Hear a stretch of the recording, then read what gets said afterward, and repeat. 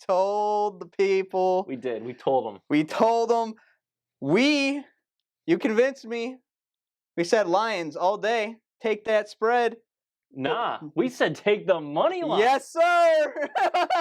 And what happened, right? Those are our game picks. Lions, money line. That was unreal, right? We usually nail those money line picks. Mm-hmm. When we got a feeling about a team that's going to win, we usually nail it. At least I feel like we do. And the Lions delivered. What an opening game that was, 21-20 the final. Everyone's going to put the asterisk, right? Of course. You got to put that asterisk right there when you don't have Kelsey and Jones. I mean, that's just what you do for any NFL team when they're missing players. I think that's what every team does, right? You're 1-0 with an asterisk? That's what No. Absolute nonsense. That was a hard-earned victory. You know what no one's making the point of? The Lions were without their starting cornerback in Emmanuel Mosley. He's the starter. We didn't have him. And we also didn't have our first-round pick from last year, Jameson Williams. Exactly. So everyone wants to make a big fuss about how they didn't have Chris Jones and Kelsey. Sure, they are all pros. They are possibly Hall of Famers. Well, Kelsey for sure. Chris Jones, we'll see. Probably. But teams are going to be missing guys. And the thing is, in the NFL, you usually have to overcome those injuries to get far in a season. And if Kansas City can't overcome one game without Kelsey and Jones, what does that say about them as a team? It says that they're frail, they're fragile. Afraid. And maybe afraid to an extent. Putting blame on others. Be like, it's one game, and you're concerned about that? Regardless, a beautiful victory for the Lions. Elsewhere in the NFL, though, we had a beautiful Sunday. At least I did. It felt great for me. Tough Sunday. It felt great for me. That first game, Niners-Steelers, that was over before it started. All right? McCaffrey, that was crazy. That defense, Ayuk. Niners look for real. Again, they look scary. Brock Purdy looks Our healthy. Steelers plus 2.5 was gone before we even had a shot. All right? Panthers-Falcons. I told you, do not sleep on this Falcons team. And they dominated. And I gave you that stat line. 7-1 against the spread for number 1 overall picks in their first career start. I'm still not going to win. It's now 1-8-1. Not going to win the NFC South. It doesn't matter. All they had to do was win that game for me. And the Falcons minus 3.5, great pick. Bengals-Browns. I told you again. I can't. It's so hard for me to pick the Browns. You can't get out of your own way. The Browns against the Bengals. It's always the Browns. Man. Mistake by the lake. You trust the lake. I said bite me, and they did. They did. They did big time. And a big game that bit us was Eagles-Pats, because that was a game that the Patriots should have covered. Gosh. They were in that game. They played phenomenal. I'm actually very encouraged by what I saw from them in Game 1. But the fact that they didn't cover, it was so frustrating. They had the original 2-point conversion. That would have brought it from 25-20 to 25-22. It gets called back, despite an illegal touching the end zone they missed. It would have negated it, and they had the field goal range right from the 2. They had to take it from the 12. Obviously, didn't get there. So they lose by 5. We had Pats plus 4. That was a game we had. It was right there for us. And then Kayshon Boutte, with a chance to extend the drive, only gets 1 foot in bounds. Not college anymore. Zone. I know. So frustrating. But the Pats were right there. That plus 4 was right there. I don't feel like we lost that one. I just feel like we didn't win it. And then the Packers and Bears. Wow. I have nothing to say about that game. Justin Fields is who we thought he was. Yes. A fraud. And I keep saying that, and yet I still buy DJ Moore stock in fantasy. I can't help myself. Just like you can't help yourself with the Bengals against the Browns. Exactly. And you see that trash that Jair Alexander was saying after the game? He's just like, everyone's like, yo, DJ Moore kind of didn't do too well this game. And he's like, yeah, what'd you expect? Well, I'm glad I was on the Pack, which brought my record to 4-2 on the week. If you're just talking about game picks, and Justin over here 1-5. He'll get back to it. Don't worry. We got 5 games for you. We're gonna be all right. No sweeps for me, baby. But 4-2 for me to start in the NFL. I will take that all day, especially considering my college record, where I am now just 1-0, and we'll see after Saturday's games where I'll be after that. Someone only watches NFL videos of us. I'm like, man, this guy is good. I'm good. No. I'm 1-9, but Justin, he's doing fine in college, and I expect that 1-5 in the NFL to quickly. We're gonna bounce back. It's gonna be over 500 for this crew heading forward. I love that. So on to the games, man. We got 5 of them. Game 1, baby. Let it ride, let it ride. The hometown, baby. I will be live in action for this home opener Sunday. Seattle comes to town. Lions favored 4.5. I mean, everything's pointing up for the Lions right now. Seattle looked atrocious against the Rams last week. I did not expect them to play that bad. Lions got that Chiefs win. We talked about it a little earlier off camera. Seattle without potentially both offensive tackles in this game could hurt their running game, also can hurt their blocking, just getting to the quarterback. The Lions may have an easy day. Yeah, it's interesting. 65% of the bets on the spread are on the Seahawks, so you've seen that number come down a little bit. Wow. I think people believe that Seattle is going to be that team that they were last year, right? But the truth is, they've lost 7 of the last 10 games. All right, so this was a team that was hot early on, but then coaching staffs and teams start to figure them out a little bit more week by week, and they are now kind of what we thought they would be with Geno Smith. Not a very good football team. You're going to be without your starting tackles. Sure, you can play the up-down theory, right? The Lions won, the Seahawks lost. Well, now it's only right for the Seahawks to find a way to win and the Lions lose. But look, Aiden Hutchinson, Charles Harris, that defensive line is going to feast. Mm-hmm.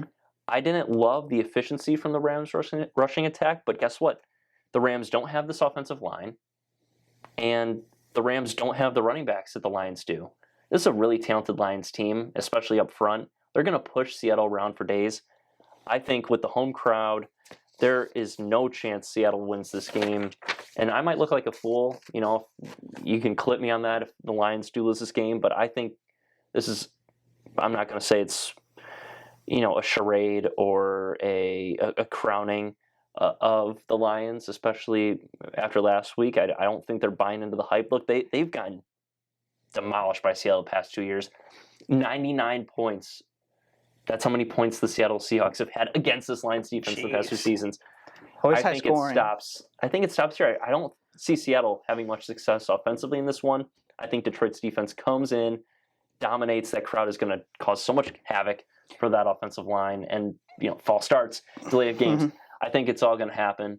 Lions minus 4.5. You know where we were going with this one. Yeah, I mean it's automatic. That offensive line for Seattle is going to crumble, and that means they're going to be more afraid to run. So if they don't get to Geno Smith within seconds, he's going to have to start just throwing it, and that secondary is going to be ready to roll. And I like that the public is heavy on the Seahawks for the spread. I think that even suits more well for us. I like that. Of course, we're not. There's no way we weren't. We took the Lions week 1 against the Chiefs. If you don't think we're riding them, no. And I will take the opposing team against the Lions when I feel like it is right. And I said that last year when they played the Panthers. I said to myself, it's because we were riding it. I finally convinced you you that one game. I dipped the next game, and then we just rode it until the wheels fell off. We did. But we're both on the Lions here. On to game 2. Come on. Of course. Game 2, a little bit more interesting now. I love this matchup. Rematch of the playoffs round 1 last year, right? Or was it the wild card? The divisional. It was the divisional playoff in Kansas City. Now it's in Jacksonville, regular season game. Chris Jones officially signed back with the Chiefs. Kelsey practicing again. That's good to hear. We will see if Kelsey does play. More than likely he will, after being probably very upset not being able to play week 1, of course, in Chiefs Kingdom, as they would say. Hate to see any type of loss. But Chiefs favored 3.5 at Jacksonville. Interesting little spread there. If I remember correctly, the Jags covered the spread last year against the Chiefs. And I remember I was on the Jags, you were on the Chiefs, and you were upset for that one because you thought the Chiefs were going to cover, and the Jags kind of had that backdoor sneaky vibe to them, and they did just that. Now we get 3.5. This was after, side note, this was after the Chargers-Jags game.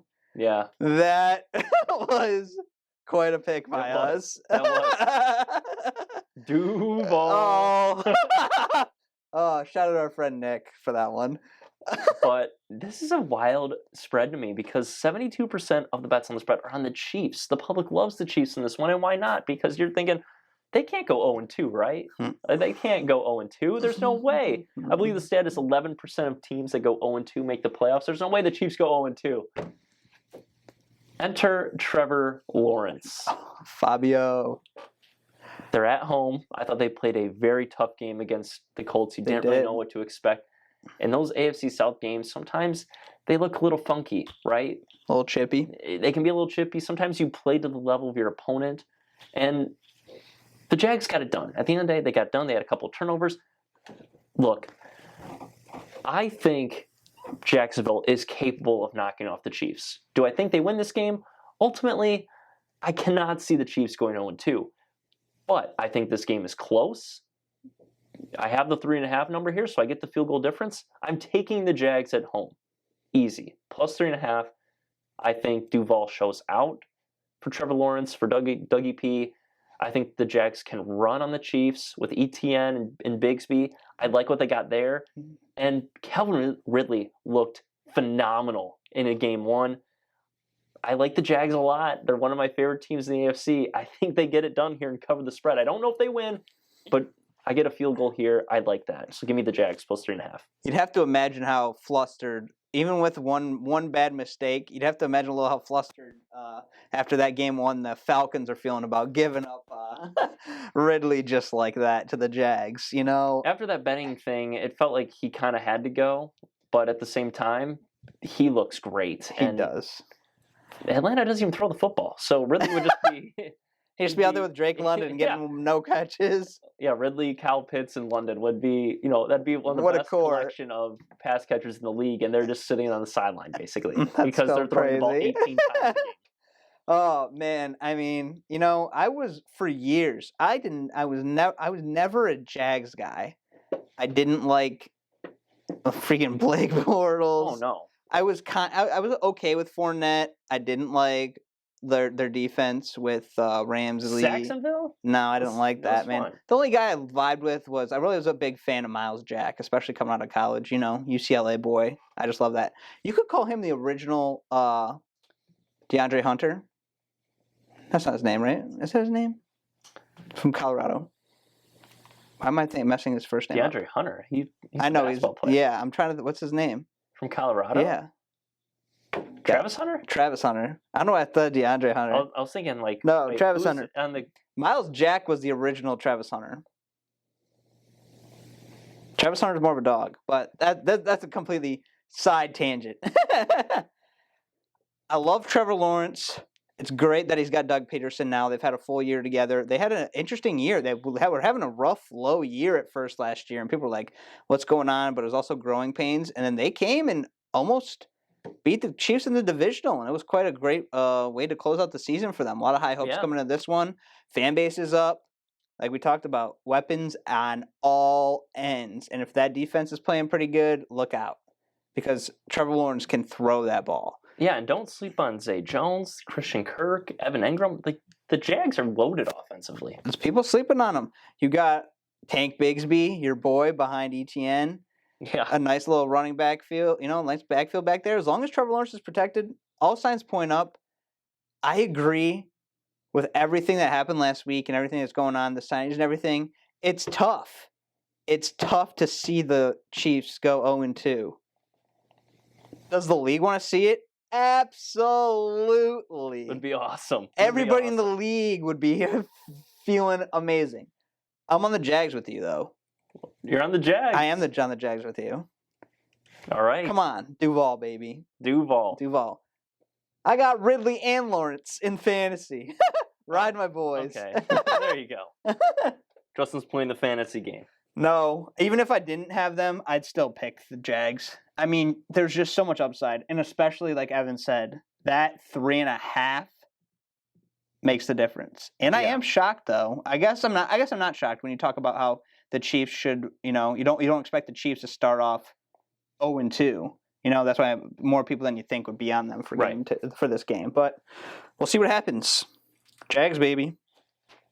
All right. Game 2. Bad. Game 3. I was like, shook. This one I hate so much. Wild game. Giants in Arizona against the crumbling Cardinals. Plus 4.5 for the Cardinals, my friend. I don't know what to say. All right. All right. So we got the Cardinals here. What a weird spread this is. 4.5. It was 6.5 or 6.5, wherever you shop. Wherever you shop. Wild spread here. I think everyone is on the Giants, and it's obvious they are. 78% of the bets on the spread are on the Giants. The Giants were 14-5 against the spread last year, 7-2 on the road. This was a team that was a covering machine. But then they got blown out 40-0. And this is, again, let's implement the up-down theory, right? The Giants, there's no way they can lose again, right? I don't know, man. This spread is weird.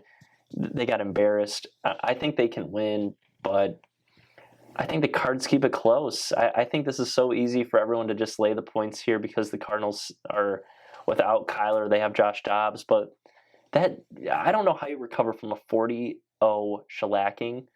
And that Giants defense looked awful. And that their offense looked awful, but their offensive line was horrible. They might be without Andrew Thomas.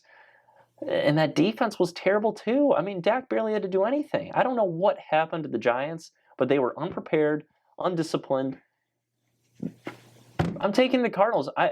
Look, they played hard against the Commanders on the road. They did. They played well. Their defense got some points, obviously, which helps. But at the same time, you give Josh Dobbs, who he's no slouch. I think he's capable. You give him another week to prepare. You know, that was his first game with this system, you know, just coming in. I think they keep it close. Give me the Cardinals plus 4.5. I liked it more at 6, but, you know, you're prisoner to what Vegas has on the line, and I will be the one who takes the Cardinals, maybe foolishly, but I will bet the Cardinals here plus 4.5. I agree. I like the Cardinals better at plus 6. You don't know what to expect out of them, right? They've traded some key players. It seems like there's kind of nothingness there. But like you said, they played tough. They played probably better than some people thought against Washington, because Washington's not all that, but they're looking, you know, upward in Washington. You know, Eric Bieniemy's first time away from Andy Reid, got a win as OC in Washington. It's so hard to look at this game because you'd think with the Giants, Danny Dimes got all that money. Normally they say once you get the money, start falling. Maybe that's true for in this case. Too many dimes, not enough throws. Can he bounce back and play better? Can Saquon play better? I don't know. The defense, I agree, is a concern. Because even if they can put up a couple points, a touchdown here and there, if your defense can't hold anything, it's a shootout then. This may shock you, but I'm going with the Cardinals. All right. We're both on the Red Sea. Rise up, Red Sea. Ivan's probably shocked. I'm a little shocked, but the thing is, the Giants were a cover machine last year, and I feel like that is still fresh in everyone's mind. This team went to the playoffs. They beat the Vikings, right? Everyone thinks the Giants are the better team, but you're right. They're fake. They are a fake group. The Giants, the New York Minutemen, them along with the Vikings, frauds last year. And we knew it from the get-go. We picked them in a game or two, but we knew it from the get-go. I agree. This might be for the first time in a long time, or potentially ever, I'm on the Cards. All right. Yeah, I don't think there's a ton of opportunities for you to be on the Cardinals this year, just because of how bad their team is. But at the same time, maybe they're not as bad as we think. Exactly, and I don't think they are. This still is it's still a professional team. They're a professional team, and they looked competent. I thought that Jonathan Gannon had a well-coached team, and that defense looked all right. They still played well against Washington, who's still supposed to do decent. Yeah.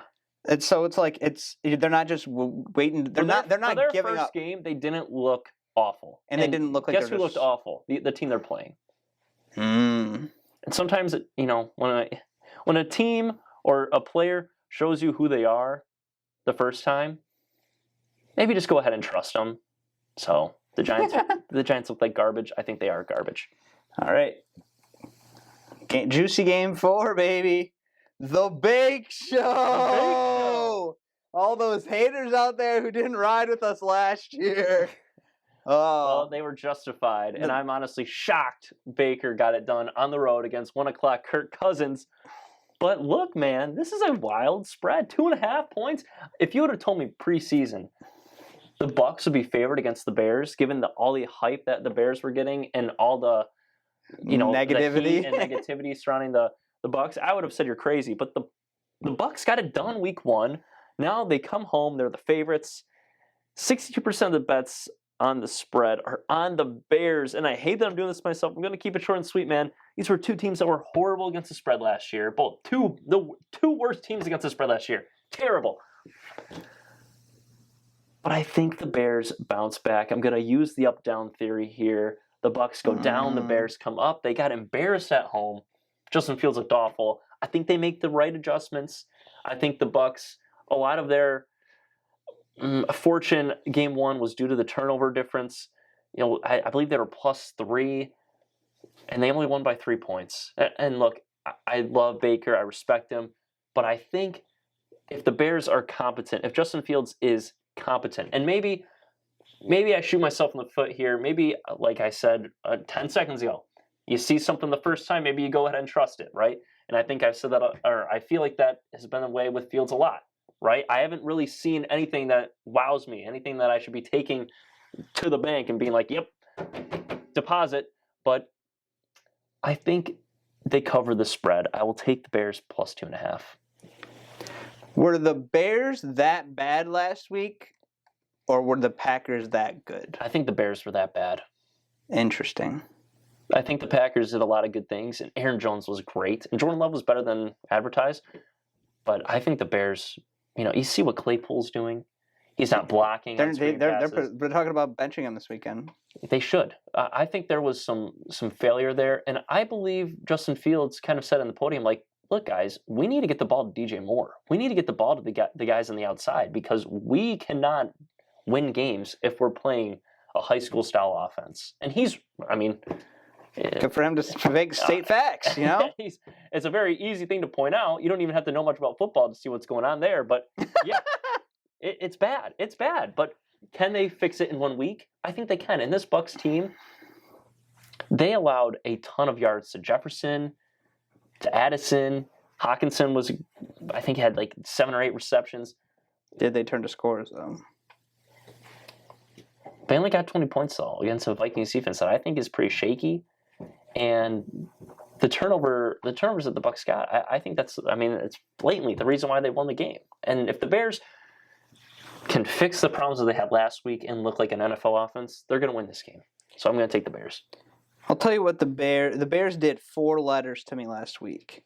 PTSD. They caused me stress. They caused me worry. They caused me anxiety. I thought they were going to at least be in the game somewhat, and they got absolutely murked. It wasn't even a joke. It was nonsense. It looked like they didn't even know DJ Moore was on their team still. Like they were just finding out at the end of the game. Oh, look at this wide receiver 1 who's great, top of the league at times. Oh, he's on our team, man. Maybe I should throw it to him. Look, Justin Fields wasn't running like he did last year, saving games with his feet, because it don't work like that no more. Only 1 called quarterback run too, which was wild, especially for him. But it should be that way more so. Obviously, 1's a little less for Fields, but like obviously with the guys you have on the outside, you should trust them more. Honestly, their best receiver was probably Darnell Mooney in that game, unfortunately, and you'd hate to see that because with DJ Moore is there. Just what they gave up the number 1 pick for DJ Moore. You got to use him. I mean, obviously they got a lot more than just DJ Moore, but you get the point. Like you're right. They have to find 2 targets. Are you kidding me? 2? You have to find ways to scheme them open, and you have to find ways to get Justin Fields out of the pocket moving with a chance for their receivers to get open and to make plays. And to give him a chance to throw it deep. Like, he only had 4 passes beyond 10 yards. That's a joke. That's a high school offense. A high school offense. Play action all day. Have him on the run.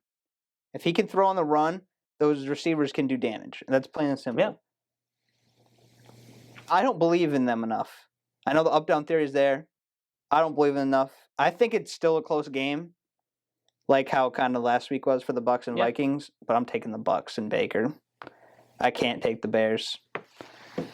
No, I respect it. First disagreement. I look, I love Bake, and I hope the Bucs win because Bears fans are insufferable. I just have a feeling the Bears rewrite a little bit of the the bad story that happened this past weekend. Big Cat from Barstool, he was like, should I just believe that the season's already over? Probably. But that doesn't mean they can't win this game. Oh. You know, they haven't won a game since, I think, October 20th or something like that. It was against the Patriots. I remember that. That was a tough game for me. I remember that game. That was their last one. That was sad. And they Imagine that being and your they had a last win. miracle game 1 win last year against the Niners in that monsoon. Yeah. That was, So they it was started tough. out 3-1, I think. Yeah, I think you're right. And Finished 3 and it's been downhill ever since. all right, last game. A beautiful one for us to close it out. We start with the Lions. Yes. Close it out with the Dolphins heading to our homeboys at heart. They had Foxborough against the Pats. Dolphins favored by 3. Dolphins looked nuts last week in LA. Yeah. Tua, I still don't think you're good, but you played really well last week. 466 passing yards, and with Aaron Rodgers going down to the torn Achilles, the pathway is there for the Dolphins to win the AFC East, like I said. If Tua stays healthy, I think they're the best team. I got screwed on that then. You did. I got screwed. You did, but like that's you're fine. like your Tulane situation. You're fine. You're fine. Don't worry. But the thing is also is don't sleep on the Pats now. Don't. They looked impressive against the Eagles. Look, everyone's going to be on the Fins right after that magical game, but they had 15 passes. Or no, I'm sorry, 17 completions of greater than 15 yards or more. The next highest team was 8. All right, that is not a sustainable style of offense. And the Chargers are basically giving it to them. The Patriots secondary is loaded. Jonathan Jones, Kyle Duggar, Christian Gonzalez, right? Jabril Peppers is the free safety. He's playing He's well. good. They got guys all over the place, and that front 7 is also great. This is a Patriots defense that is phenomenal. They're just great, and they looked like they made Philly look like they didn't know what to do sometimes. Like that's how good the Patriots defense was playing. This is at Foxborough, Sunday Night Football. Mm. Give me that up-down theory one more time. If it fuels my narrative, I'm going to play it.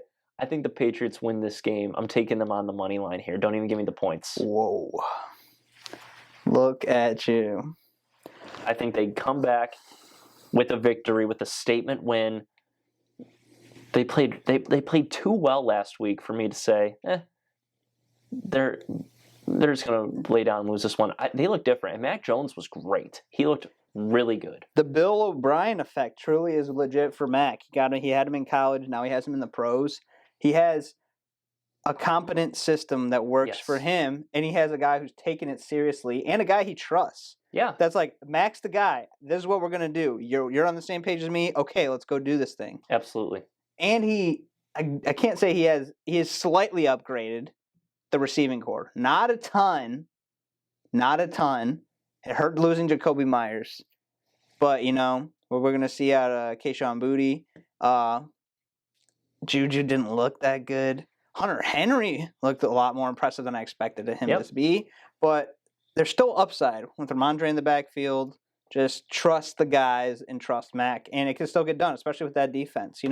Tua and Tyreek Hill are not going to do that every game. No way. It's impossible. And while there are concerns about the Patriots' offensive line being healthy for this one, we point out last year many times, the Miami defense on the road is not the same defense at home. Miami defense last week, 34 points given up. Sure, they won the game. It was a shootout. But you're back on the road again against a Patriots defense. We saw him last year Bill against Belichick led.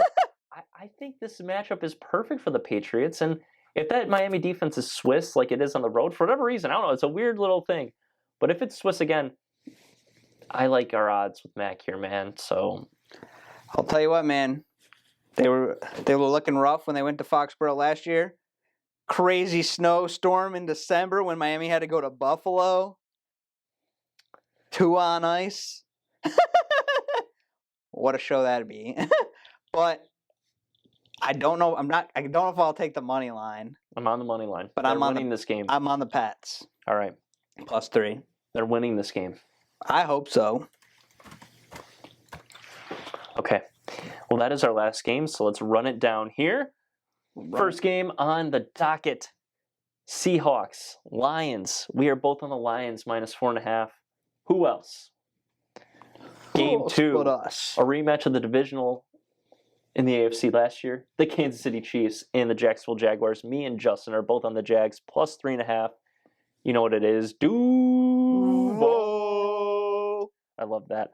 Game 3. Giants, Cardinals. This is a wildly ugly matchup, but What I say about Zach Wilson last year? Instead of Jets, UGLY. That's this game. yeah, and that's Daniel Jones. Give me the Cardinals +4.5. Justin's on the Cardinals +4.5. On to game 4. Bears, Bucks. Can the Bears get back to it after last week's abysmal performance against the Pack? I say yes. Justin says no. He's on Bucks -2.5. I'm on Bears +2.5. I'm down with the Bears. And then in our last game, Dolphins, Patriots, the electrifying offense that Miami possesses. I think they meet their match with Bill Belichick's defense. Pats, money line for me. Justin is playing the safer route. Pats +3. And those are our week 2 picks. Once again, I'm 4-2. Justin is 1-5.